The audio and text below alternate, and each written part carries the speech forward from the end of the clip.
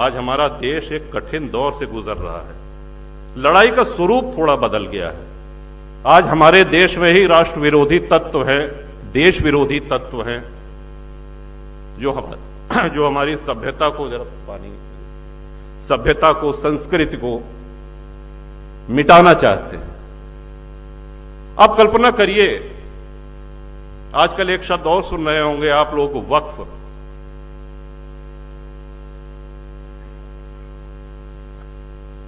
ये धरती पे किसी देश में वक्फ बोर्ड नहीं है, सिर्फ भारत में है। किसी भी इस्लामिक देश में वक्फ बोर्ड नहीं है।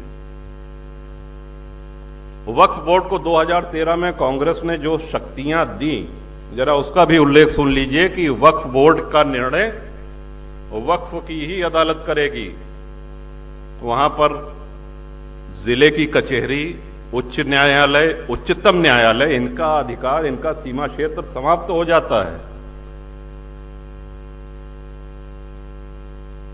और वक्फ बोर्ड आपको एक नोटिस उसने दिया कि साहब ये संपत्ति वक्फ की है, अगर आपको आपत्ति करना है तो उनका प्रदेश में एक कार्यालय है, वहां जाके आप आपत्ति कर सकते हैं।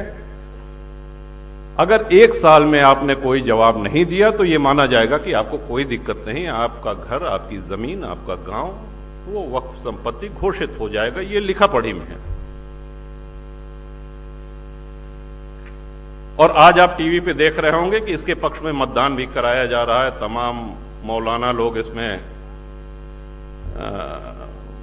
मोबाइल के माध्यम से मतदान हो रहा है। इसमें हम सबको मुखर होना चाहिए, क्योंकि राष्ट्र रक्षा का दायित्व तो सिर्फ राजनेताओं का नहीं है। हम कुछ भी रखें, हम घर रखते हैं, अपने घर में हम सफाई करते हैं, उसकी रंगाई पुताई करते हैं, हम गौ पालन करते हैं, तो उसको, गौ माता को भी चारा पानी देते हैं। यहां तक कि वाहन भी रखते हैं तो उसमें सर्विसिंग होती है, तेल पानी भराना पड़ता है, उसकी देखरेख करनी पड़ती है। आज हमारे नेता अगर ये कठिन निर्णय ले रहे हैं तो उनको प्रोत्साहित करने की आप सबको आवश्यकता है, हम सब लोगों को आवश्यकता है। ये राष्ट्र हित,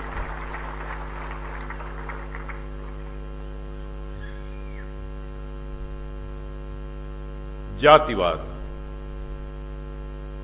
आज हम जितने क्षत्रिय महानुभावों को, अपने पूर्वजों को जो स्मरण करते हैं, उन्होंने अपने लिए लड़ाइयां नहीं लड़ी, उन्होंने अपनी धन संपदा, अपना खजाना भरने के लिए लड़ाइयां नहीं लड़ी। उन्होंने देश की रक्षा के लिए, उन्होंने संस्कृति की रक्षा के लिए तलवार उठाई। उन्होंने ये भी ध्यान नहीं दिया कि हमारी सेना कितनी है और सामने से आक्रमणकारियों की सेना कितनी है। विश्व के किसी सभ्यता में, किसी इतिहास में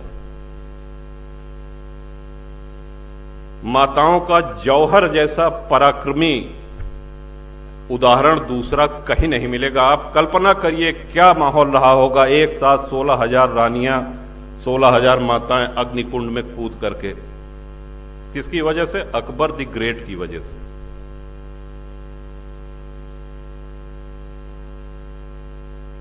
और आज शिक्षा हमको और सुलभ हो गई है। आज ये सब सारी जानकारियां हमको नेट पे उपलब्ध हैं। हमको मुखर होने की आवश्यकता है। पहले हम ये कह सकते थे कि साहब हम कोई राजनेता नहीं है, अगर हम बयान देंगे तो पत्रकार छापेंगे नहीं, छपेगा नहीं, सुनेगा नहीं कोई, कौन पढ़ेगा। लेकिन आज सोशल मीडिया पे तमाम संचार के ऐसे माध्यम हैं जिसमें आप लिख करके, बोल करके अपनी उपस्थिति मजबूती से दर्ज करा सकते हैं। आज आप उन लोगों को प्रोत्साहन दे सकते हैं जो लोग राष्ट्र हित में, धर्म हित में निर्णय ले रहे हैं, बड़े निर्णय ले रहे हैं। देश का बंटवारा धर्म के आधार पर हुआ था। हिंदुओं ने कभी नहीं कहा कि हम मुसलमान के साथ नहीं रह सकते, मुसलमानों ने कहा कि हम हिंदू के साथ नहीं रह सकते, अलग मुस्लिम राष्ट्र चाहिए। पूर्वी पश्चिमी पाकिस्तान बना, सभी लोग जानते हैं।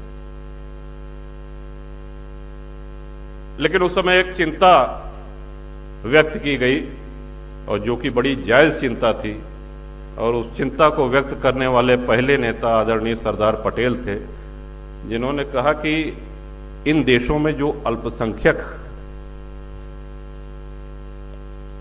भारत के अल्पसंख्यकों के विषय में तो वो आश्वस्त थे, उनकी चिंता पाकिस्तान और बांग्लादेश में रह रहे अल्पसंख्यक हिंदुओं की थी।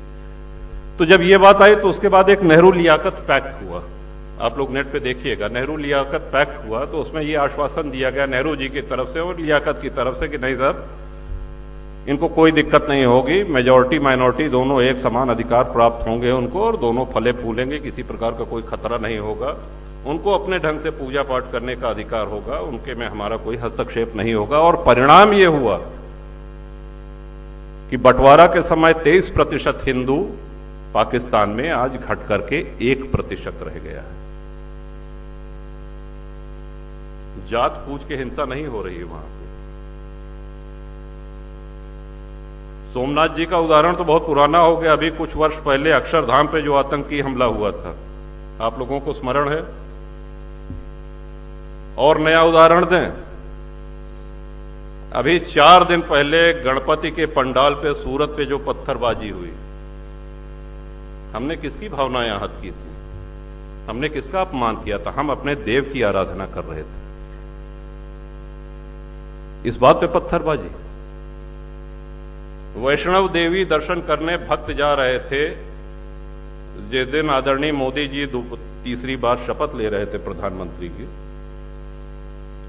तीर्थयात्रियों के बस पे आतंकियों ने अंधाधुंध गोलियां चलाई, कई श्रद्धालु मारे गए, उनको जात पूछ के नहीं मारा गया।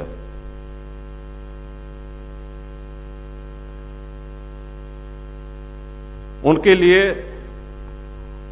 भारत का विध्वंस ये एजेंडा है। और हमारा एक निवेदन, हमारी एक बात बिल्कुल समझ लीजिए कि हमसे ज्यादा सेक्युलर कोई हो ही नहीं सकता।